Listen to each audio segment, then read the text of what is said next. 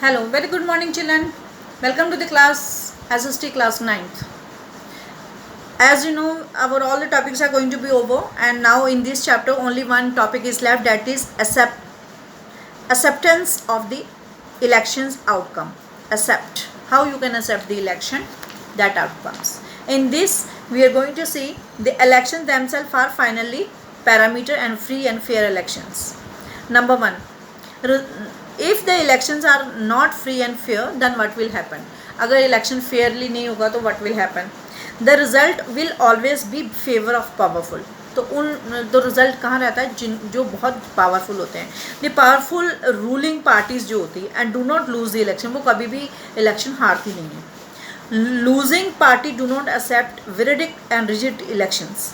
इन India में क्या है, दो पैटर्न है इलेक्शन का.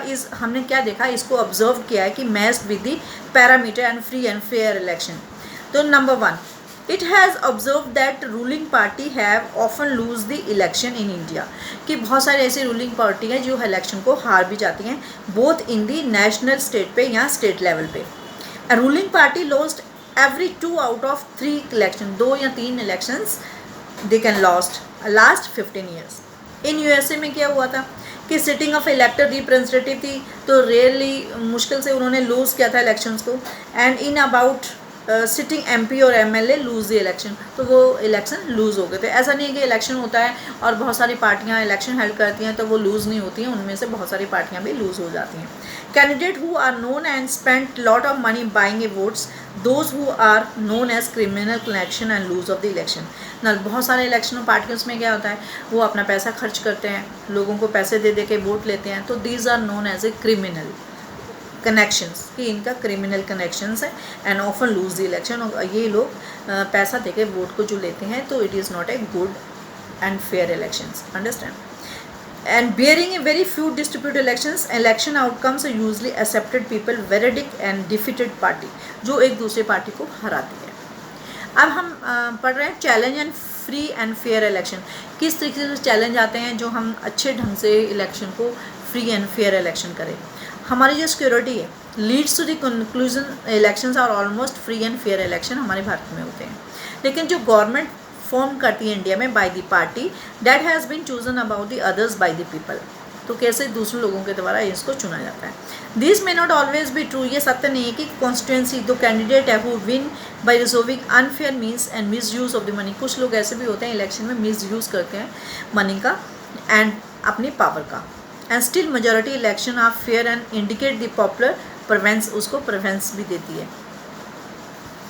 And we infer the elections in India are democratic, क्योंकि हम लोग एक डेमोक्रेटिक कंट्री में रह रहे हैं.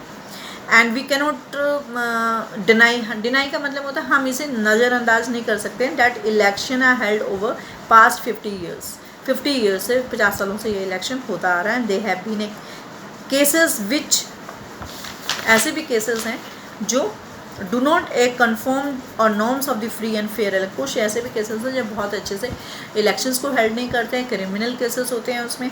And we will be analyse, हमें ये देखना है कि it is a real knowledge of the foundation of the people preference. Are the voter getting a real choice? क्या वोट जो दे रहा है क्या उसको अपनी मर्जी से वोट दे रहा है? Is election really levelling a playing a field of everyone? क्या सबके लिए ये खुला है? Can ordinary citizen hope to win the election? हर ऑर्डनरी नागरिक जो है क्या उम्मीद करता है कि win the election? This answer are highly many limitation. इसमें बहुत सारी लिमिटेशन भी होती हैं, चैलेंज भी होते हैं, which was faced by the Indian election में. Now some limitations and challenges. कौन से लिमिटेशन और चैलेंज होते हैं? रिच एंड पावरफुल कैंडिडेट जो होते हैं पार्टी के may not be sure of every victory. कोई ज़रूरी नहीं है कि वो जीतेंगे, but they do not enjoy big unfair advantage over a smallest party independent. लेकिन क्या होता है, they do not enjoy a big unfair advantage over a small parties and independent. In some parts of the country क्या होता है कि जो candidate होते हैं विद ए क्रिमिनल कनेक्शन जिनका होता है, and they got if they got the success, अगर उन्हें सक्सेस मिलती हैं pushing the other out of electoral race से, इलेक्शन से बाहर करने के लिए, तो then securing of ticket from the major parties. Some families कहता है ऐसी होती है टेंट डोमिनेट करती है पॉलिटिकल पार्टीज़ को, and tickets are distributed to relatives from these. और कुछ लोग ऐसे होते थे अपने relatives को टिकट दिला लेते हैं so that they can win the election, कि हमारा मेंबर खड़ा होगा पार्टी में तो हमें बहुत फ़ायदा होगा उसको, अंडरस्टैंड. अगर हमारे घर का कोई फैमिली का मेंबर खड़ा होगा तो हम इनसे बहुत से फ़ायदे ले सकेंगे. तो वेरी ऑफन, बहुत कम ऐसा होता है कि election often little choice to ordinary citizen, कि ऑर्डिनरी को एक चॉइस मिले. Both major parties are quite similar, क्योंकि दोनों पार्टी बहुत ही सिमिलर, सेम टू सेम होती है एज पॉलिसी. स्मॉल जो पार्टियाँ होती हैं आर इंडिपेंडेंट होती हैं, उनके कैंडिडेट होते हैं जो सफ़र करते हैं बहुत सारे huge disadvantage, understand, and compare to the bigger parties से कंपेयर करने के लिए due to shortage of funds, क्योंकि उनके पास छोटी पार्टीज पर इतना पैसा नहीं होता जितना बड़ी पार्टियों उसके पास पैसा लोग खर्च करते हैं एंड अपनी पावर का इस्तेमाल करते हैं. लिमिटेशन क्या है? This limitation challenge are faced, ये जो लिमिटेशंस मैंने बताई है face not only in India, हमारे भारत में ही नहीं है, लेकिन it was also establish in democracies. These limitations are matter of concern for the conscious city, social organization. Issue एक मुद्दा बन गया है. Time to time order and demand transformation in election system.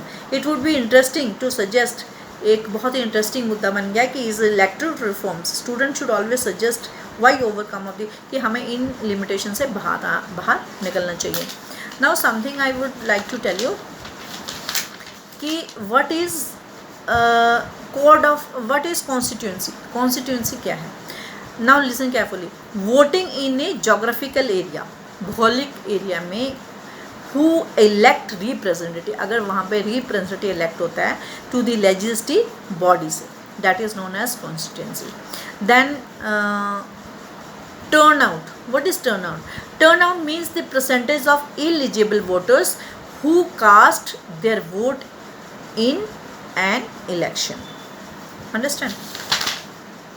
And the rest of the questions which are very important I will tell you, okay. And some multi choice questions also I will tell you what you have to do in this chapter. So read the chapters and do it well, understand. And additional questions also I will give you related to this. What are NCERT questions? All the NCERT questions also you have to do in this chapter, understand. And which you don't understand, you don't understand these questions, suppose demerits of the election process in India, अगर समझ में नहीं आ रहा तो you can ask, understand.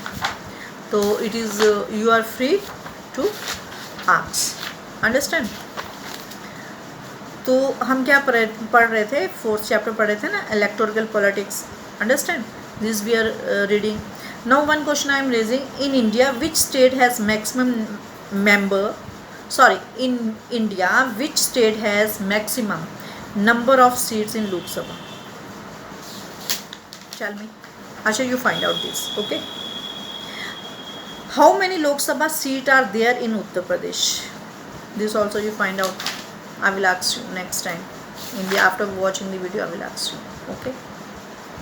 Is it clear? Okay, see you. Have a nice day and join the class.